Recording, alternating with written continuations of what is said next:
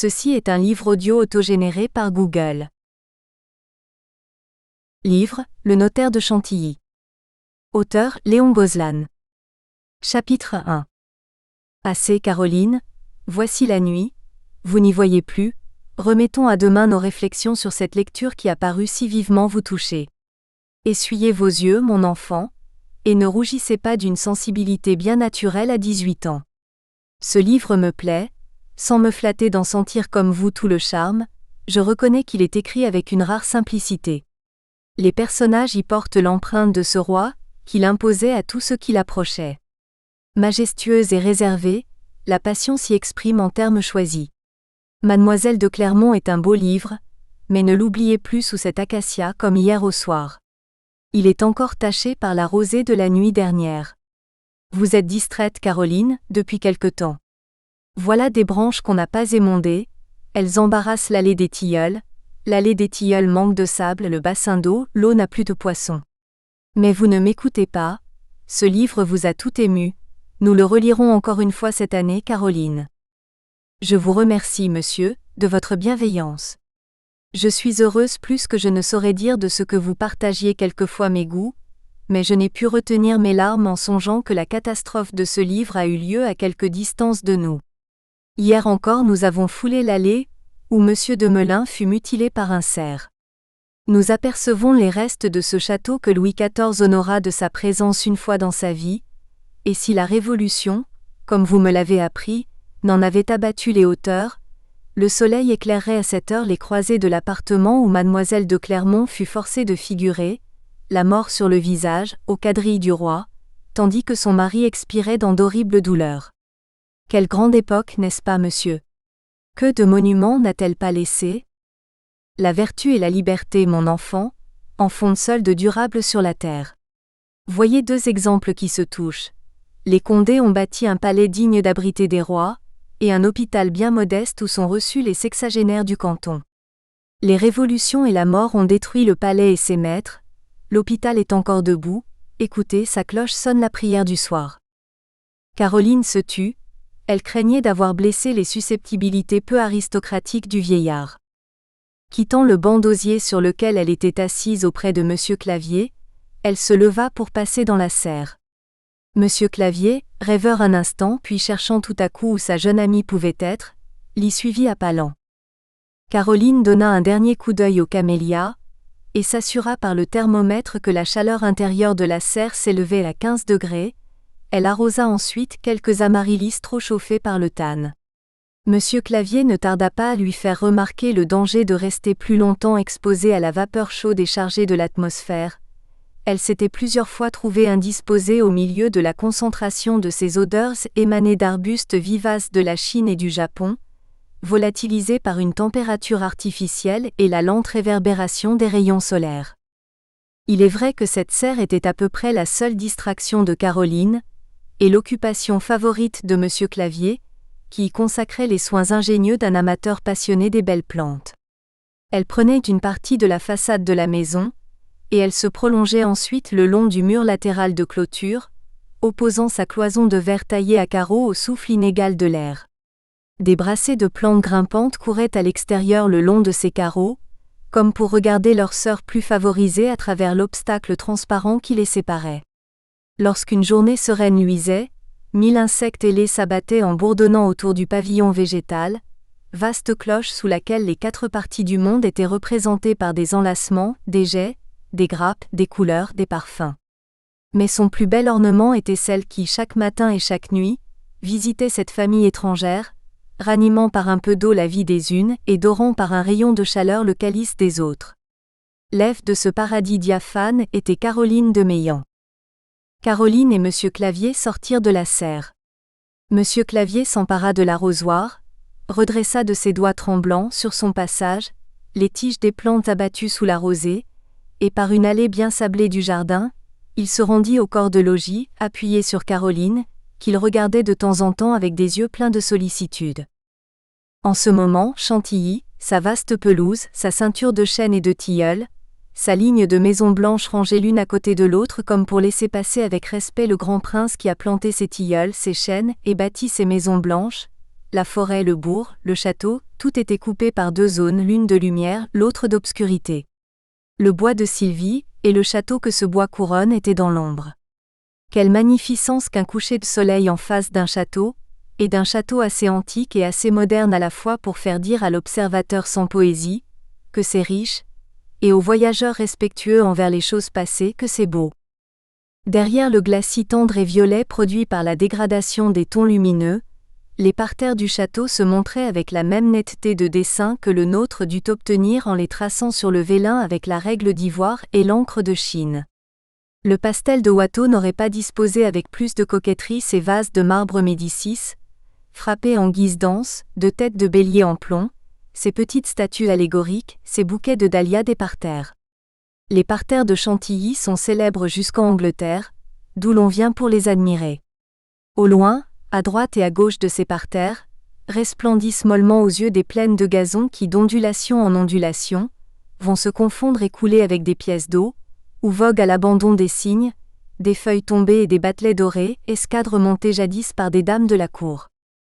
Ces eaux paresseuses ici, bruyantes là-bas, ces parterres, ces plaines, ces gazons, ces fleurs vives, ces choses coloriées comme un livre d'enfant, et ces bois sombres à la cime desquels crient les 1000 ans, ce château qui a 13 tours féodales décapitées et dont les tronçons étreignent un logement de bourgeois qui a 12 croisées, un balcon tremblant, des rideaux orange, des fenêtres vitrées, ces écuries où des empereurs ont soupé, et qui serait une des 7 merveilles si elles avaient été bâties à Athènes au lieu de s'élever en Picardie. Et ces pavillons chinois en briques rouges, ces chapelles gothiques en carton-pierre, ces laiteries en vertu gadin, empruntées au décor des opéras de Marmontel et de Grétry, ces statues mythologiques qui ressemblent à la du Barry et à la du Thé qui ont du phare, ces carpes centenaires qui sautent de temps en temps hors des lacs, et ces petits oiseaux auxquels elles font peur, cette grande forêt émondée comme un seul arbre, et ces roches venues de Fontainebleau par Paris à dos de mulet, ces cours d'honneur où becquettent aujourd'hui des poules, ces grandes, ces petites, ces majestueuses, ces ridicules choses, n'indiquent-elles pas qu'il y eut successivement un grand Condé qui s'est promené dans ce château avec Pascal, Bossuet, Molière, Fénelon, Luxembourg, Le Sage, un autre Condé qui tint table ouverte pour Voltaire, Marmontel, la Pompadour, un autre Condé qui s'absenta 20 ans de son palais, et enfin un dernier Condé, simple bourgeois, grand amateur de la chasse et des vaudevilles de M. Scribe. Le soleil avait disparu. À l'horizon, le clocher de Senlis se montrait dans la brume. Monsieur Clavier et Caroline rentrèrent dans le salon de plain-pied, dont ils prenaient ordinairement possession l'été, et qu'ils abandonnaient l'hiver à cause de la fraîcheur des murs. Le couvert était mis. Caroline vérifia si rien ne manquait au service, alla faire un tour à la cuisine, et quand sa revue de bonne ménagère fut faite, elle interrompit le vieillard dans la lecture de son parfait jardinier pour l'engager à dîner. Monsieur Clavier poussa son fauteuil vers la table, Caroline ne prit place qu'après une invitation. « Je vous recommande bien, mon enfant, » lui dit Monsieur Clavier, « quand vous irez à minuit allumer le poêle de la serre, de refermer soigneusement les portes du cabinet de communication, ce que vous avez négligé de faire l'autre jour. Aussi, les deux températures s'étant confondues, les plantes du Japon ont eu les feuilles roussies par l'élévation inaccoutumée de l'atmosphère, et celles du Cap-Vert ont souffert du froid. À propos, vous ne m'avez point remerciée, oublieuse, du tapis bien doux, bien épais que j'ai étendu dans la galerie vitrée, de la dernière marche de notre escalier à la porte des serres. » Caroline prit la main de Monsieur Clavier, et lui sourit. « Je dois vous gronder encore de l'inconcevable lenteur que vous mettez à chauffer les poêles. Hier vous êtes descendu à minuit, je vous ai bien entendu, et vous n'êtes plus remonté qu'à 2 heures.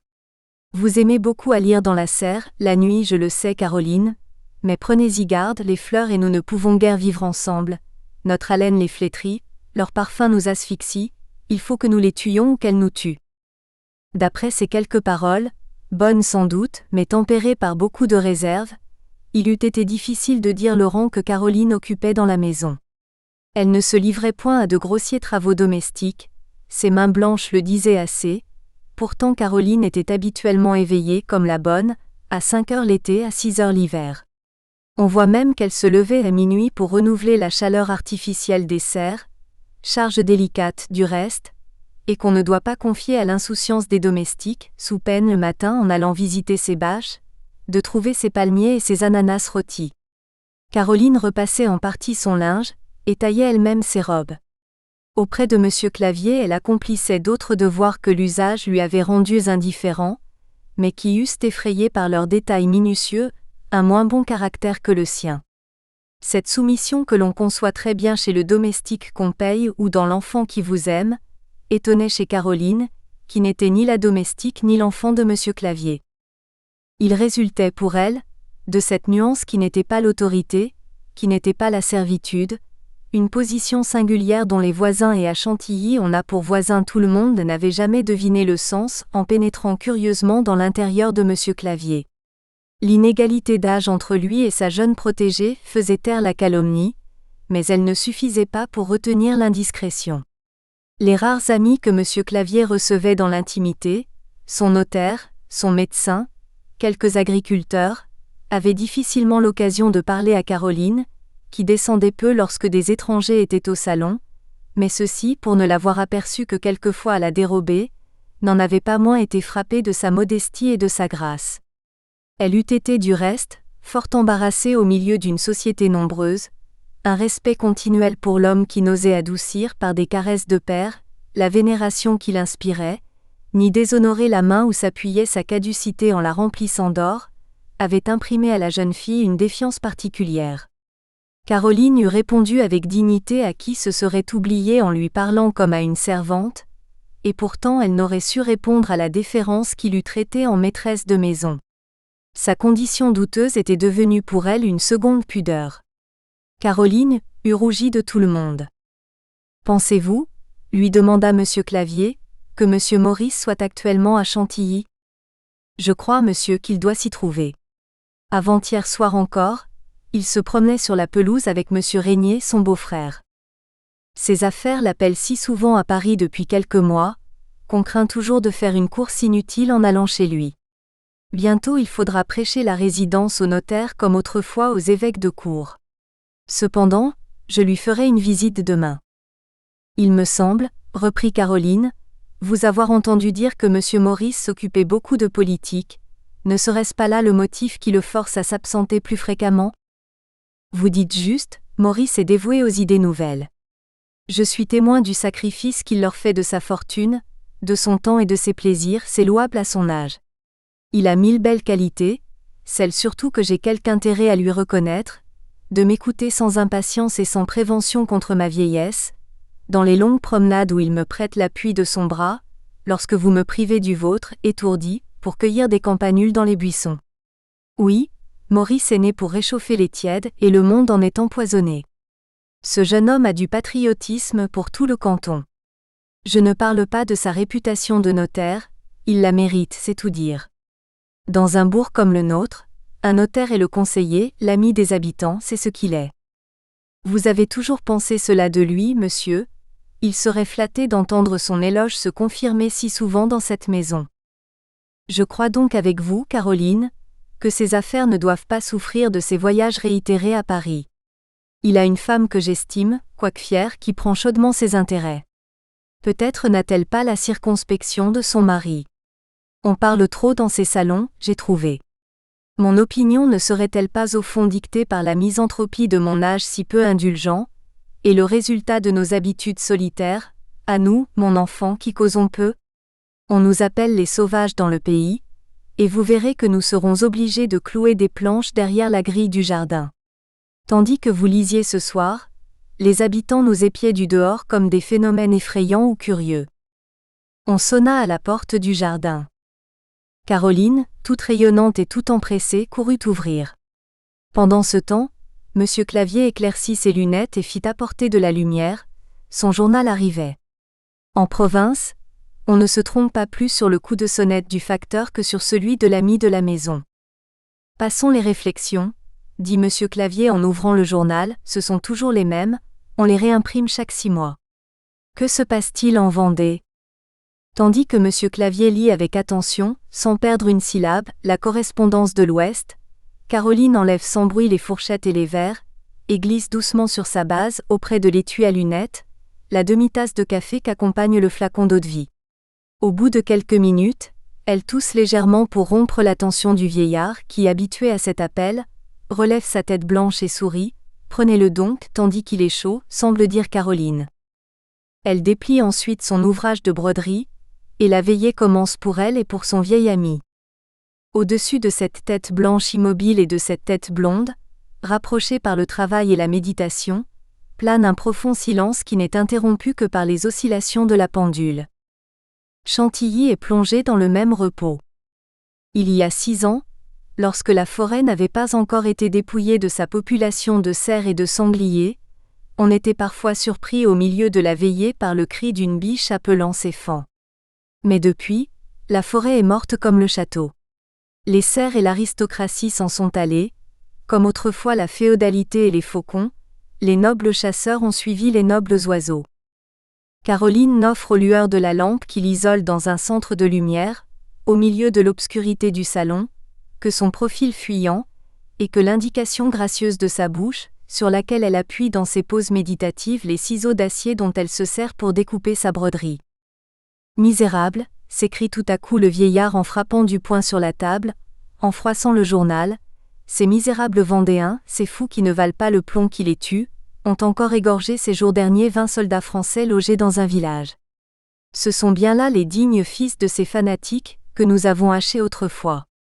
Ils ont donc bien du sang à perdre, les royalistes de tous les temps ? Eh bien, qu'on le verse, et finissons-en. Monsieur Clavier ne s'était pas aperçu que ces paroles avaient produit une sensation foudroyante sur Caroline. Sa tête et son ouvrage étaient tombés sur la table, des sanglots frôlaient sourdement entre ses doigts et la nappe. Caroline. Caroline, pardon, mais je ne vous savais pas là. Ces maudits journaux, voilà à quoi ils sont bons. Tenez que je n'ai rien dit, ce que j'ai dit est si vieux. C'est de l'histoire, triste histoire, murmura Monsieur Clavier en hochant sa tête blanche. Et comme cela avait toujours lieu après les tempêtes où sa colère politique éclatait, il ramena tendrement Caroline vers lui, l'appuya sur son épaule, et après avoir séparé ses beaux cheveux sur son front avec des doigts maigres et tremblants, il y déposa un long baiser.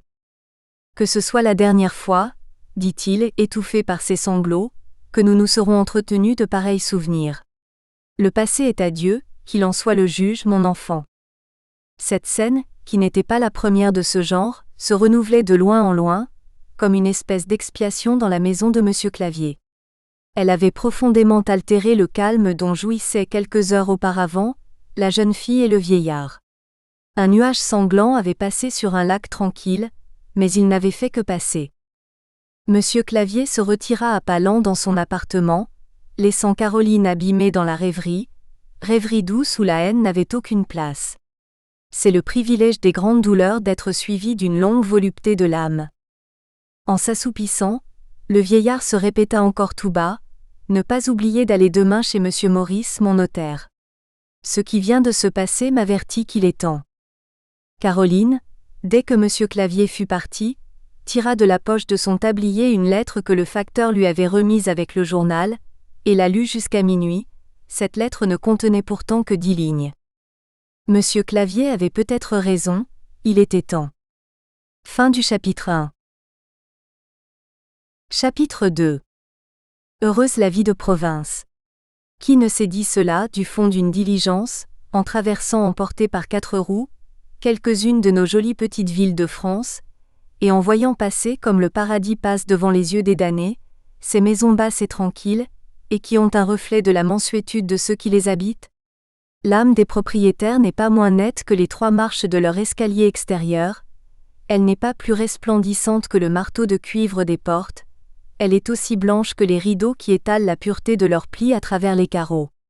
À travers ces carreaux, admirez la table mise, ne craignez pas de dérober un détail à votre curiosité, le coin du tableau qui vous a échappé, vous le retrouverez plus loin, la table est mise partout, abattez les cloisons avec votre imagination, et la ville vous offrira une seule table de 3000 couverts car il est midi, et l'on dîne dans toute la ville. Chantilly, malgré son voisinage de Paris, il n'en est qu'à 10 lieues, ressemble déjà beaucoup à la province, la ville, le titre est peut-être ambitieux, mais on exagère toujours le mérite de ce qu'on aime. La ville ne se compose que d'une seule rue qui ferait honneur à une capitale, mais les maisons de cette unique rue, haute et fière d'un côté, descendent à l'humble niveau d'un pavillon du côté qui regarde la pelouse. Ce contraste trahit l'origine moitié féodale, moitié libre, de Chantilly. Un des Condé, dans un jour de largesse, au retour de la chasse, distribua par concession égale des morceaux de terrain à chaque pauvre habitant, tous alors serfs, domestiques, piqueurs ou gardes-chasse du prince, mais il leur fut défendu en bâtissant sur ces terrains de s'allonger sous peine d'empiéter sur le domaine du voisin, ni de s'élargir sans mordre sur la pelouse. Les modernes systèmes égalitaires n'auraient pas mieux imaginé pour tracer un terme à l'ambition de la propriété. Aussi en est-il résulté que les pauvres et les riches de Chantilly sont toujours restés à la même distance les uns des autres.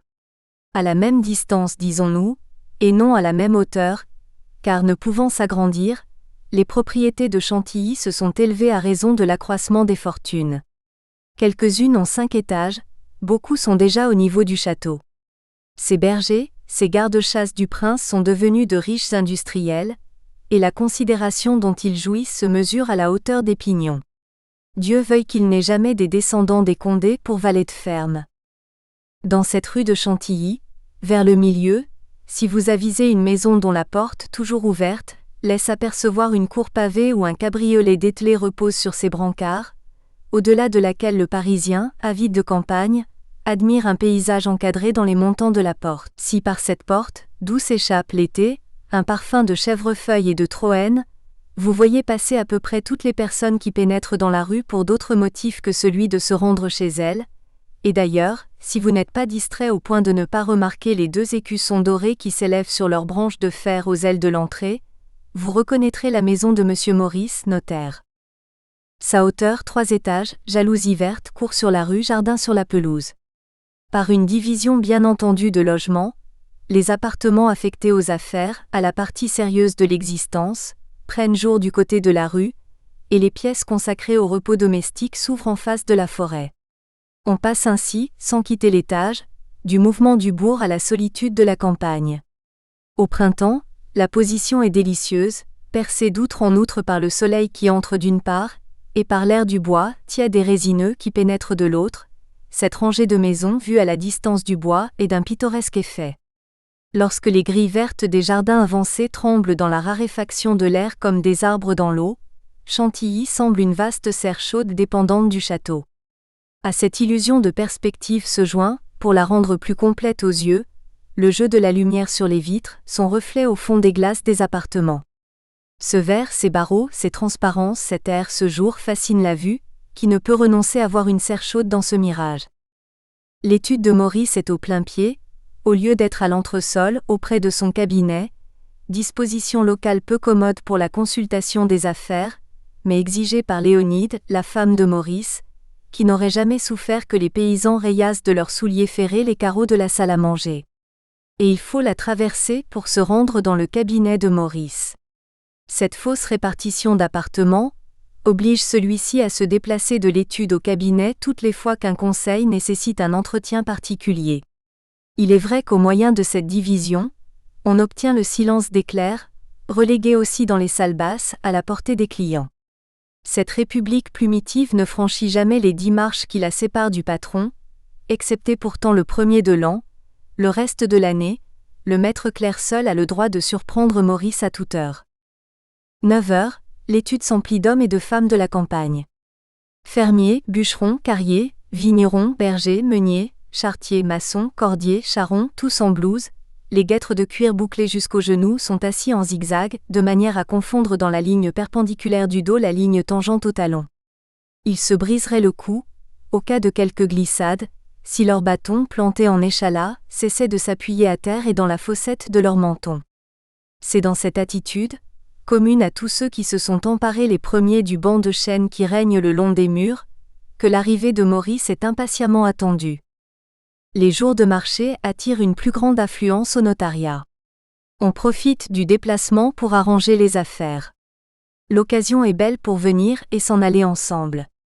Les affaires des gens de la campagne sont simples, une procuration à faire rédiger, un bail de ferme à renouveler, un dépôt à constituer ou à reprendre, selon que la récolte a permis de respecter les épargnes ou a forcé d'y toucher.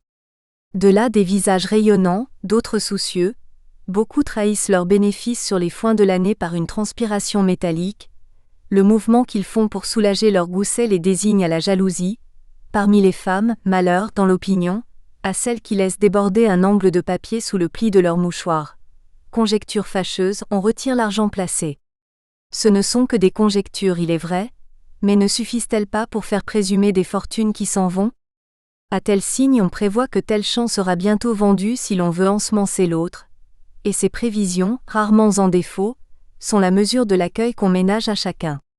Il y a autant de mensonges personnifiés pour le moins dans cette assemblée grossière que dans les salons, où les moralistes prétendent exclusivement les y trouver. Ces corps frustes, ces âmes calleuses sont aussi bien partagées que les gens de la ville en cupidité, astuce et fourberie. Au lieu d'être plantés dans un beau vase de marbre, l'arbre du bien et du mal est là planté dans la boue. Il y a longtemps que les titires et les lignes d'or ont été emportés par les torrents de lait qui couraient dans les plaines. L'âge d'or a été fondu à la monnaie. Les femmes abondent dans l'étude, on l'a dit, ces jours de marché. Assises sur leur panier, elles récapitulent en gros sous le produit de la vente des carottes et des choux dont elles répandent le parfum végétal autour d'elles. L'étude est devenue une succursale de la halle.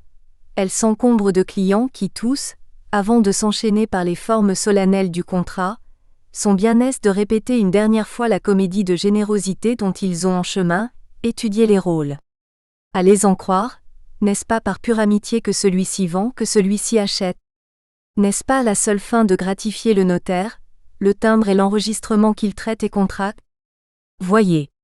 De plus hypocrites encore jurent leur grand Dieu qu'ils ont la plus intime confiance entre eux, mais qu'on est mortel dans ce monde et qu'on a des enfants. Un reçu ne nuit jamais, un bout de traité ne déshonore personne. Voilà pourquoi on aperçoit partout, dans l'étude, deux mains droites qui s'ouvrent pour dissimuler deux autres poignées serrées comme un étau. Les protestations de désintéressement allaient leur train, en attendant Maurice dont il était parfois difficile d'admettre l'opportunité au milieu de tant d'honnêtes gens, lorsqu'un homme qui ouvrait et fermait de temps à autre un livre de prière, d'où pendaient des nœuds et des rubans fanés, se leva et vint se placer entre deux villageois qui exposaient avec la bonne foi précitée les conditions de leur marché à conclure. Ah ça, mes amis, permettez-moi 2 mots. 4. Monsieur le curé. Toi, Valentin, tu vends ta récolte prochaine, toi, Gaspard, tu la lui achètes. Tout juste, monsieur le curé, vous savez ça de la tête à la queue, comme dit l'autre. Il est venu à mes oreilles, là, dans mon coin, où je vous ai entendu sans chercher à vous écouter, que le prix de la récolte était 500 francs, les frais de vente à la charge à tous deux. Vous arrivez l'un et l'autre des coins, n'est-ce pas? Oui, monsieur le curé, et prêt à y retourner à faire fête. Bien. Calculons le voyage des coins et retour, le déjeuner à Champlâtreux, l'air y est bon, le vin meilleur, la journée à Chantilly, journée de travail perdue pour tous deux, c'est 12 francs au moins, 10 francs de contrat au notaire, 22 à déduire de 500 francs, valeur de la récolte vendue, reste à 478 sur laquelle différence de 22 francs, tu perds toi 11 francs, toi 11 francs. Voulez-vous suivre mon conseil, mes amis? Valentin, mets ta main dans celle de Gaspard, marché conclu, toi Gaspard, offre à Valentin une place sur l'âne que tu as acheté ce matin à Gouvieux, et partez tous deux pour Écouen, rebuvez un coup à Champlâtreux. Bon voyage. C'est 22 francs que je vous remets dans la poche, est-ce dit? Monsieur le curé, nous sommes tous mortels. Sans doute Valentin, mais vous êtes de braves gens, 2 amis, à quoi bon ce papier? Irez-vous jamais l'un ou l'autre réclamer autre chose que l'argent ou la récolte, marché conclu sur l'honneur? Non, mais on peut passer d'un moment à l'autre, les enfants sont là. Mais Gaspard, vos enfants ont connaissance du marché, tout est coin aussi. Croyez-moi, soyez confiants, on le sera après vous. Pas possible, monsieur le curé, nous sommes sujets à mourir. Le curé se retira en soupirant, et reprit sa place et sa lecture dans le coin du mur. Tous les clients se levèrent. Maurice entrait. Des pressions de main l'étouffèrent, le vent des chapeaux agité par de violents saluts faillit le renverser. Maurice avait adopté la méthode ministérielle de recevoir debout, d'entamer la discussion à la cheminée pour la finir à la porte, dont il avait soin de toucher le bouton quand il jugeait être assez éclairé sur la question. Il se servait en outre de la formule interrogative, par une précaution indispensable envers des gens toujours disposés à faire la généalogie de leurs affaires. Vous, monsieur Grandmesnil? J'apporte, monsieur Maurice, 10 000 francs pour les placer sur première hypothèque. Passez à la caisse, versez, j'ai votre affaire. Toi, Robinson? Moi, monsieur Maurice, je voudrais devenir acquéreur d'un des lots de la propriété. Nous espérons que vous avez apprécié cet aperçu. Pour continuer à écouter ce livre audio sur Google Play Livres, utilisez le lien dans la description de la vidéo.